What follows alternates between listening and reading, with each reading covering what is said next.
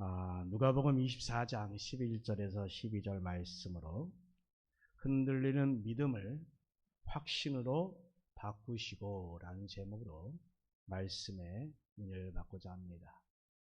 자, 지금 부활의 아침입니다.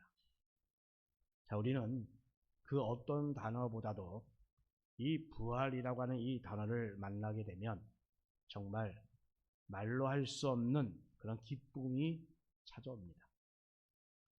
우리가 흔히 지금 우리가 부른 것처럼 칸타타라고 하는 이런 노래는 악기로 연주하는 어떤 소나타와는 달리 악기 연주는 물론이요, 또한 노래와 또한 서사가 함께 담긴 그러한 성화곡을 의미합니다.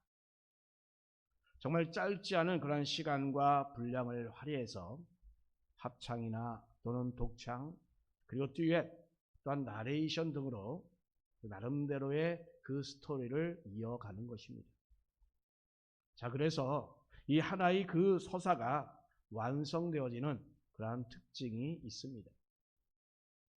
자, 그런데 흥미로운 것은 성탄절에 있는 칸타타보다 이 부활절 칸타타가 더 일반적입니다. 그래서 우리가 칸타타 하면 흔히 부활절 칸타타를 우리가 생각하게 됩니다. 그래서 부활절이 되면 나름대로 일정한 그런 규모가 있는 교회에서는 대부분 그날 그 예배의 하이라이트는 바로 이 칸타타로 하고 있습니다. 그런데 작은 교회에서는 정말 이 칸타타를 하기가 정말 쉽지 않습니다. 그런데 정말 감사하게도 우리 교회는 이렇게 이러한 칸타타를 함으로 인하여 이렇게 우리 함께 귀한 시간을 갖게 되니 얼마나 좋습니까? 그죠? 그동안 오랫동안 여러분들이 연습해온 그런 정성과 그런 마음으로 이렇게 임한 우리 찬양대원들, 그들 위해서 정말 뜨겁게 우리 박수로 우리가 해봅시다. 감사합니다. 자, 여러분, 이렇게 장중한 그 연주와 그런 우렁찬 그런 찬양으로 우리가 하나님께 영광을 돌리게 되면 바로 우리 성도들 모두가 함께 감격을 하게 됩니다. 아까 그 찬양 가운데 쫙 이렇게 소름이 끼칠 때가 있었어요. 여러분은 없었습니까? 이 부활은 바로 우리 신앙 가운데서 정말 가장 중요하기 때문에 우리가 이렇게 기뻐하는 것입니다. 자, 그럼에도 이 세상에서 가장 우렁찬 그런 찬양으로 하나님께 영광을 돌릴지라도 바로 그 크신 은혜를 우리가 다 표현하기는 정말 부족합니다. 우리에게 있어 이 부활은 정말 영원한 승리의 약속이며 그 절망 가운데서도 우리를 새롭게 하는, 일으키는 정말 찬란한 그런 빛입니다. 그러나 오늘 본문에 등장하는 이 한난자의 그 모습은 그런데 그리 밝지가 않습니다. 부활을 마주한 그 결연함도, 그 가슴 벅찬 그 환희도 전혀 느껴지지가 않습니다. 오히려 어딘지 모를 나름대로 그 어색함과 그 당혹함, 그것이 바로 감싸고 있는 오늘 본문의 말씀입니다. 바로 누굽니까? 베드로의 모습이었습니다. 막달라 마리아를 비롯한 많은 여인들이 그 무덤에서 예수님을 찾지 못했다는 그런 소식을 전하게 됩니다. 주님이 다시는 살아나셨다는 그 여인들의 그 말을 듣고 베드로는 곧장 일어나서 무덤으로 달려갑니다. 하지만 그곳에는 예수님의 몸을 감쌌던 그 세마포만 놓여 있었습니다. 베드로는 이러한 긴 그런 광경에 크게 놀라면서 집으로 그만 돌아갑니다. 자, 여러분, 이것을 아무리 우리가 좋게 해석한다 할지라도 이 무덤을 나서는 그 베드로의 그 모습에서 그 부활의 그 느낌을 전혀 정말 찾아보기가 어렵습니다. 정말로 부활의 아침에 전혀 어울리지 않는 그러한 모습입니다.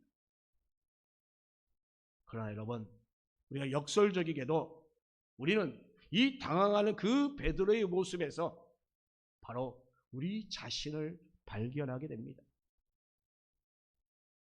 부활 앞에서 머뭇거리는 그 베드로를 통해서 오늘 우리는 과연 어떠한 신앙을 가져야 될지 우리가 한번 깊이 대면하는 저와 여러분 되기를 간절히 바랍니다. 우리는 첫 번째로 멈춰선 것이 아니라 먼저 달려갔다는 그 점을 우리가 보십시오. 지금 무덤이 비어있고 천사가 나타나서 예수님이 살아나셨다고 전하는 그 여인의 그 말에 제자들은 어떤 반응을 보였습니까? 11절에 잘 나타나죠. 사도들은 그들의 말이 허탄한 듯이 들려 믿지 아니하라 라고 했습니다. 여기서 이 허탄하다라는 말은 바로 헛소리요 미친 소리라는 뜻입니다. 이것은 어떤 이성적인 그런 합리적인 그런 판단으로 나온 정말 자연스러운 그런 반응인 것입니다. 그들은 예수님의 처형을 직접 보았습니다. 그리고 예수님께서 완전히 죽은 것을 확인했기 때문에 그들은 무덤에 모시기까지 했습니다. 더군다나 그렇게 예수님이 죽은 지 이미 사흘이나 지나고 있었던 것입니다. 자, 그런데 지금 이 무덤이 비었다고 하니 아니 예수님이 다시 살아났어? 정말 있을 수 없는 일 아니겠습니까? 그래서 여인들이 하는 말을 그런 헛소리나 그런 미친 소리 정도로 그들은 취급할 수밖에 없었던 것입니다. 우리가 정말로 이 논리적으로 생각한다면 지금 죽은 자가 다시금 살아난다는 말은 결코 받아들일 수 없는 그런 일인 것입니다. 자, 그렇다면 지금 이 베드로의 모습, 이 모습은 다른 이들과 매한 가지 아니었을까요? 자, 그런데 아니다라는 사실입니다, 여러분. 성경은 베드로가 그들과 달랐다라는 것을 보여주는 대목입니다. 12절 말씀 보니까 그러나 베드로는 일어나 무덤으로 달려가서 라고 했습니다. 자, 여러분, 우리 성경에는 이렇게 그러나가 없습니다만 그러나 11절 뒤에 이 사도들이 믿지 않았으나 라고 하는 말과 연결해 볼 때에 이 12절에서 그렇지만 또는 그런데 라는 의미가 붙어 있습니다. 즉 베드로가 그들과는 달랐다고 하는 것을 지금 이렇게 강조하고 있는 것입니다. 자, 이렇게 그 언어의 의미를 따라서 우리가 읽다 보면 베드로의 그런 특별한 그런 모습이 보입니다. 이 베드로는 그래서 다른 제자들과 달랐습니다. 그 여인들의 말이 믿기느냐 아니냐를 그것을 논하기 이전에 이 베드로는 이미 그 무덤을 향하여 뛰고 있었다는 사실입니다, 여러분. 그의 발걸음은 바로 그들의 의심보다 앞섰던 것이고 그의 갈망은 그의 주저함보다 더 컸다는 사실을 우리는 알아야 합니다. 그것이 바로 베드로가 보여준 다른 모습이었습니다. 사랑하는 여러분, 바로 이것이 우리의 신앙의 시작이 되어야 합니다.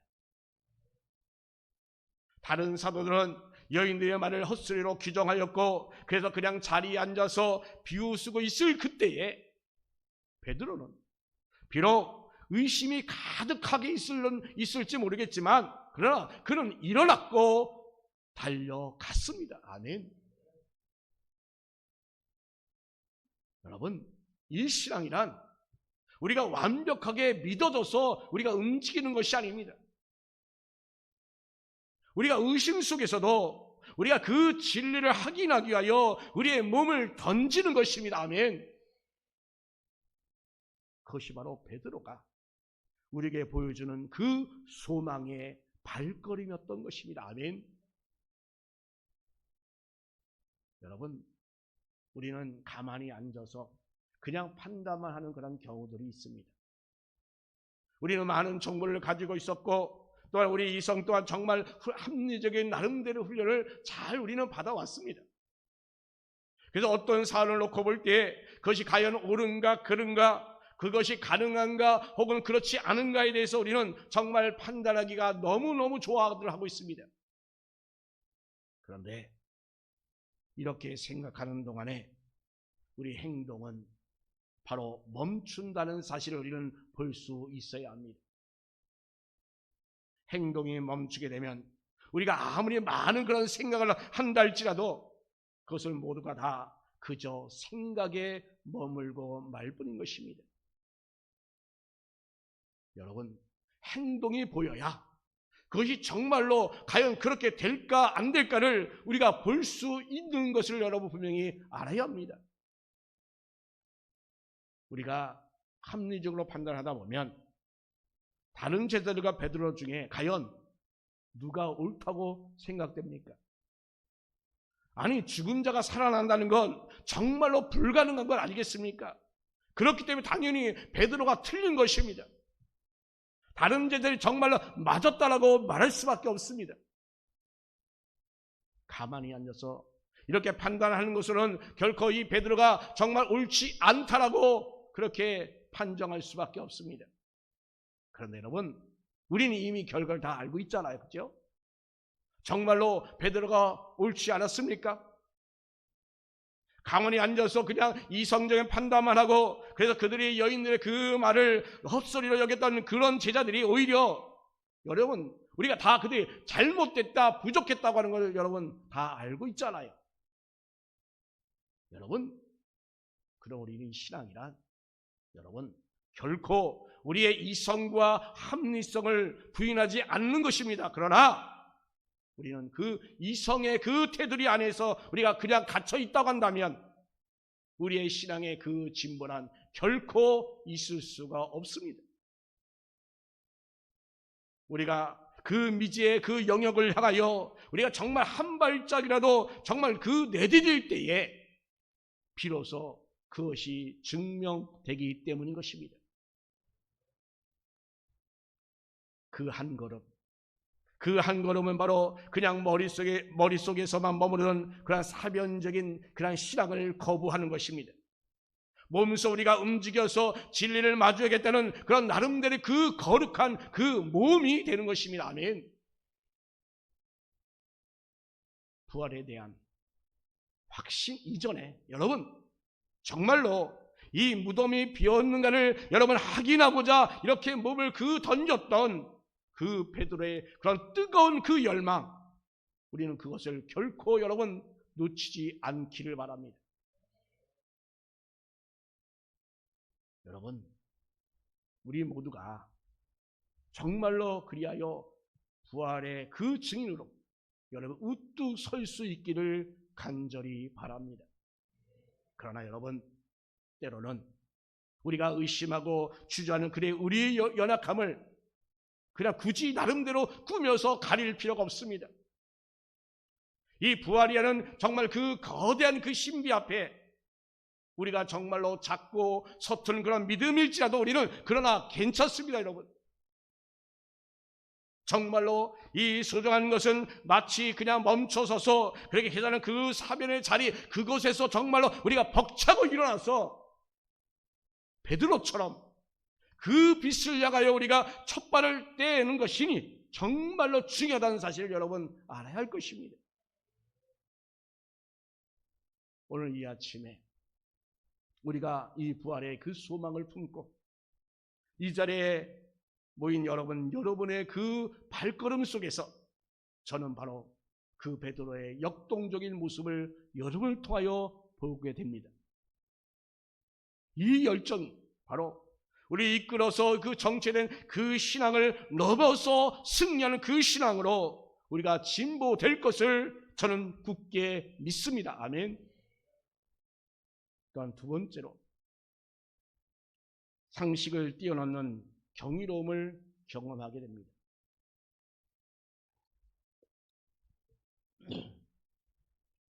자, 여러분, 지금 말뿐인 생각에 머물렀던 그런 다른 제자들과 달리 이 베드로는 지금 현장을 향하여 달려갔습니다. 자, 그런데 이 베드로가 무덤에 가서 목격한 것이 무엇입니까? 그것은 바로 부활하신 주님이었습니까? 아니었잖아요. 그가 맞은 것은 여인의 말대로 그냥 덩그러니 비어있는 그 빈 무덤일 뿐이었습니다. 그러나 거기서 아주 결정적인 그런 차이가 생깁니다. 다른 일이 있을 수 없는 일이라 하면서 논쟁하고 있을 때에 지금 베드로는 그렇게 달려가서 그 빈 무덤이라는 엄연한 사실을 직접 목도하였습니다. 여러분, 이 확인이 그런데 왜 중요합니까? 자, 여러분, 이 빈 무덤이란 부활신앙의 가장 기초적인 토대가 되기 때문인 것입니다. 직접 몸을 움직여서 그러한 사실을 대면했을 때 바로 이 죽은 자가 살아날 수 없다는 그 고착된 그 상식을 무너뜨리게 할 수 있기 때문인 것입니다. 베드로의 이 다른 막질은 그 불가능을 가능으로 바꾸어지는 바로 인식의 대전환, 그것이 바로 위대한 시작점이었던 것입니다. 아멘. 자, 조금 더 구체적으로 우리가 베드로가 본 것을 한번 살펴보고자 합니다. 본문 12절 중간 부분입니다. 달려가서 구부려 들여다보니 세마포만 보인지라고 했습니다. 이 베드로는 지금 이 빈 무덤에서 지금 뭘 봤다고요? 세마포만 봤다고 하는 것입니다. 이분을 요한복음은 이렇게 설명합니다. 시몬 베드로는 따라와서 무덤에 들어가 보니 세마포만 놓였고 또 머리를 쌌던 수건은 세마포와 함께 놓이지 않고 딴 곳에 쌌던 대로 놓여 있더라 라고 했습니다. 자, 여러분, 이 빈 무덤의 그 풍경을 보고 사람들은 저마다 나름대로의 해석을 늘어놓습니다. 어떤 이는 이 세마포와 수건이 정말 정결하게 잘 그렇게 개어져 있다라고 말하고, 또 어떤 이는 마치 허물을 벗고서 날아오는 그런 나비처럼 예수님 몸만 살짝 빠져나가 사실을 감췄던 그 형체 그대로가 그냥 보존되어 있다라고 말하는 자도 있습니다. 어느 해석이 더 정답에 가까울는지 모르겠습니다.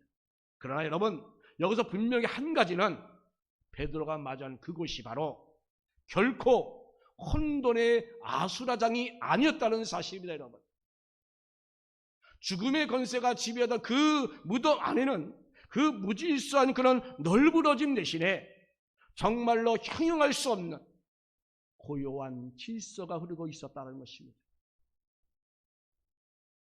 머리에 싸맸던 그 수건은 세마포와 뒤섞여서 굴러다니지 아니하였고 마치 주인이 잠시 자리를 비운 듯이 정말 정결하게 잘 놓여 있었다는 것입니다.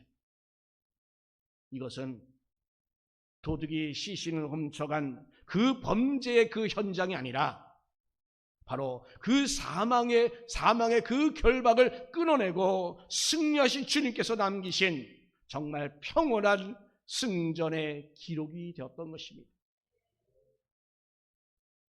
텅 빈 무덤과 그것에 홀로 남겨진 그 세마포, 그리고 그 교묘한 그 정적 속에서 바로 베드로는 과연 어떤 생각에 잠기게 되었을까요?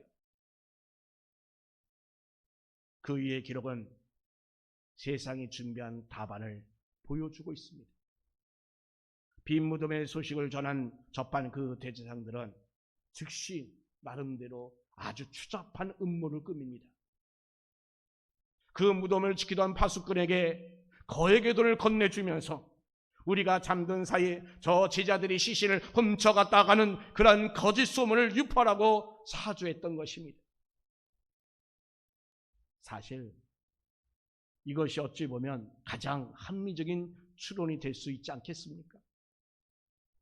누군가가 그 시신을 훔쳤거나 은밀히 감추었기 때문에 지금 이렇게 무덤이 비었다라고 하는 사실, 이것이 세상이 정말 내놓을 수 있는 가장 강력한 근거가 될 수 있지 않겠습니까? 그러나 여러분, 베드로가 목격한 그 빈 무덤은 결코 공허한 그런 공간이 아니었습니다. 그것은 결코 도둑맞은 그 현장처럼 그렇게 처참하게 널브러진 그런 곳이 아니었습니다. 지금 베드로가 본 것은 정말 형용할 수 없는 그러한 평온함이었고 거룩한 질서 그 자체였던 것입니다. 여러분 한번 생각해 보세요. 시신을 옮긴 자들이 아니 그토록 치밀한 질서를 유지하는 게 과연 가능하단 말입니까? 시신을 훔치려 하던 자들이 발각될까봐 정말 두려워서 정말 숨가쁘게 움직이는 그런 마당에 자신이 감쌌던 시신을 감쌌던 그 천들을 이렇게 정말 정갈하게 잘 정리할 수 있는 그런 정신들이 과연 있겠냐는 것입니다. 지금 베드로는 그 질서에 깨는 그 세마포를 직감하고 있습니다. 바로 이것은 인간의 손이 아니라 하나님의 새로운 그 역사가 시작된 흔적이다라는 사실입니다. 그래서 베드로는 그렇게 그 상식의 자리를 벗차고 나와서 이제 그 신비의 영역으로 들어서고 있는 것입니다. 아멘. 자, 그래서 본문 12절은 이렇게 기록합니다. 자, 베드로는 이 모든 일을 놀랍게 여기며 집으로 돌아갔다라고 기록하고 있습니다. 그 세마포를 보는 순간에 자신의 이성을 부수고 돌아온 그 부활의 그 광희 앞에 선 한 인간의 거룩한 전율이었던 것입니다. 아멘. 여러분, 자, 이렇듯 신앙이란 우리의 상식을 넘을 때 가능해지는 것입니다. 아멘. 그렇다고 해서 상식을 무시하거나 없는 것을 말하는 것이 아니라 어떤 몰상식하거나 무상식한 것을 그런 신앙으로 착각해서는 안 됩니다. 그것과는 정말 전혀 다른 것입니다. 이 신앙이란 우리가 그 상식을 넘어 있는 그 하나님의 그 손길을 의식하는 것입니다. 아멘. 지금 무덤으로 달려가서 빈 무덤과 정돈된 그 세마포를 보는 그 베드로가 지금 이렇게 상식을 그 넘어서 새로운 세계를 바라보는 그 동안에 지금 열리고 있음을 우리는 분명히 깨달아야 합니다. 아멘. 이러한 경험을 하게 하신 그 하나님 앞에서 지금 베드로는 놀랍게 여겼다라고 이렇게 기록하고 있는 것입니다. 사랑하는 여러분, 부활의 아침입니다. 여러분, 우리가 비록 완벽한 확신을 갖지 못한 채 혹시 이 자리에 나왔을지라도 여러분 괜찮습니다. 여러분, 여기서 중요한 것은 우리가 주님에게 달려오기를 우리가 지금 멈추지 않았다는 사실입니다. 아멘. 설사 의심이 되고 믿어지지 않는다 할지라도 여러분, 우리가 멈추지 않고 달려나왔다는 것이 얼마나 우리에게 중요한 사실입니까? 하나님께서는 그 발걸음을 그 간절한 그 발걸음을 전혀 외면하지 않습니다. 베드로에게 이 빈 무덤의 그 고요한 질서를 통하여 정말 이 부활의 그 소망을 보여주신 것처럼 오늘 바로 우리에게도 이 상식의 틀을 깨고 일하시는 그 하나님의 손길을 발견하는 그 은혜가 저와 여러분 가운데 있기를 주님의 이름으로 축원합니다. 바로 그 신비의 눈이 열리는 그 복이 여러분 가운데 임하기를 간절히 소망합니다. 아멘. 또한 세 번째로 집으로 돌아가는 그러한 모습을 보게 됩니다. 여러분, 우리가 생각하는 그 베드로의 모습 어떤 것입니까? 자, 우리는 지금 베드로가 그 무덤 앞에서 주님이 부활하셨다, 아 만세 만세 하면서 그 내용을 사도들에게 돌아가서 힘차게 우리는 선포하기를 얼마나 기대합니까? 그런데 본문 12절 본문 말씀 보면 그 된 일을 놀랍게 여기며 집으로 돌아가니라 라고 했습니다. 자, 이것처럼 이 베드로의 그의 다른 모습을 지금 이렇게 기록하고 있습니다. 그가 한 일은 뭐예요? 그저 집으로 돌아갔다고 하는 것입니다. 놀랍기는 했습니다만, 그러나 그는 다른 무엇을 하지 아니하고 그저 집으로 돌아갔습니다.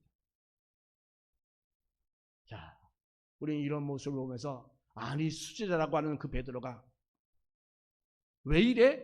뭔가 잘못된 거 아니야? 부족한 거 아니야? 라는 느낌을 받지 않습니까, 여러분? 그러나 여러분, 이 성경은 베드로의 그 모습을 정말 사실 그대로 그냥 묘사하고 있습니다. 결코 미워하지 않았습니다. 자, 그러면 여러분, 우리 자신은 어떻습니까? 많은 성도가 아니 나는 왜 이렇게 이토록 정말 확실히 없을까? 내가 30-40년 믿음 생활했는데 왜 나는 정말 제대로 믿어지지 않을까? 스스로 여러분 혹시 자책은 하지 않았습니까? 여러분, 이 부활의 주일의 기쁨을 노래하는 이 아침에 우리는 아직도 여전히 정말 이 막막한 그 현실, 그리고 흔들릴 그런 믿음 때문에 여러분 혹시 괴로운 분들이 있습니까? 여러분, 고민하는 분들이 있습니까? 정말 남들처럼 정말 그것을 기뻐하는 모습을 보이려고 나름대로 애쓰고 애썼지만 그러나 스스로 부족하다는 것을 혹시 느끼고 있지는 않습니까? 이렇게 빈 무덤을 뒤로 하고 집으로 돌아갔던 그 베드로의 그 발걸음 역시 우리와 그렇게 크게 다르지 않음을 우리가 보게 됩니다. 그런 무덤을 나오며 즉시 정말 환희의 그 부활의 그 찬송을 그는 부르지 못했습니다. 그의 뒷모습은 어쩌면 정말로 실망스러울 정도로 정말 나약했고 우리의 기대에는 전혀 한참 미치지도 못했습니다. 사랑하는 여러분, 오늘 이 떨리는 그 마음으로 정말 이 자리에 앉아있는 여러분과 그날의 그 베드로는 너무나도 많이 닮아 있는 것 같습니다. 바로 베드로가 우리 아니겠습니까? 우리가 바로 베드로임을 고백할 수밖에 없습니다. 자, 그러면 여러분, 그런 베드로가 실패했습니까? 아니잖아요. 그 빈무덤 앞에서 겪었던 그 고뇌와 그 전율은 이 베드로가 정말로 그 위대한 전도로 거듭나기 위한 그 거룩한 진통이었다는 사실입니다. 여러분, 아멘. 부활하신 주님을 만나고 그분의 세밀한 인도를 받은 그 베드로가 이제 마침내 온 세상을 향하여 부활을 선포하는 위대한 전도자가 되었다는 것입니다. 아멘. 이렇게 우리 주님께서 베드로에게 그 감당할 수 없는 그 은혜를 베풀어 주셔서 어느 누구도 정말로 부인할 수 없는 그 확실한 사역의 길을 걷도록 주장하여 주셨습니다. 아멘. 그 후에 그는 변화되었던 것입니다. 이제 그는 비겁하게 주님을 부인하던 그런 자가 아닙니다. 주님을 증거하다가 십자가에 거꾸로 매달리기까지 정말 충성스럽고 확실한 그 참모습으로 사명을 감당한 전사자였던 것입니다. 아멘. 자, 이렇게 베드로는 주님과 온전히 동행하는 자가 되었습니다. 그날 그 빈 무덤에서 정말 체험했던 그 거룩한 그 경이로움을 평생의 그 사역 속에서 다 녹여냈습니다. 이 모든 그 반절의 역사는 오직 주님의 전적인 은혜임을 고백하게 됩니다. 아멘. 사랑하는 여러분, 우리도 역시 마찬가지입니다. 비록 지금 우리의 모습은 정말 부족하지만 우리 주님께서는 우리를 결코 포기하지 않으십니다. 아멘. 우리를 끝까지 우리를 붙들어 주십니다. 아멘. 여러분, 우리의 흔들리는 그 믿음을 여러분 확신으로 바꿔주시고 주님의 그 맡겨진 그 사명을 우리가 끝까지 완수할 수 있도록 우리를 인도해 가시는 주님이심을 우리가 굳게 믿습니다. 아멘. 이 부활 아침에 부활하신 주님 앞에 선 바로 우리는 지금 비록 부족하고 연약한다 할지라도 우리 모두 다 승리자들인 것입니다. 아멘. 주님의 손에 붙들려서 우리가 끝까지 달려갈 그 사명자로서의 위대한 부활의 증인들이 바로 여러분들입니다. 아멘. 여러분들의 흔들리는 그 발걸음을 확신으로 바꾸어 주실 줄 여러분 믿으시고, 이 세상 속으로 정말 승리의 행진을 시작하는 성도 여러분 되시기를 예수님의 이름으로 축원합니다. 아멘.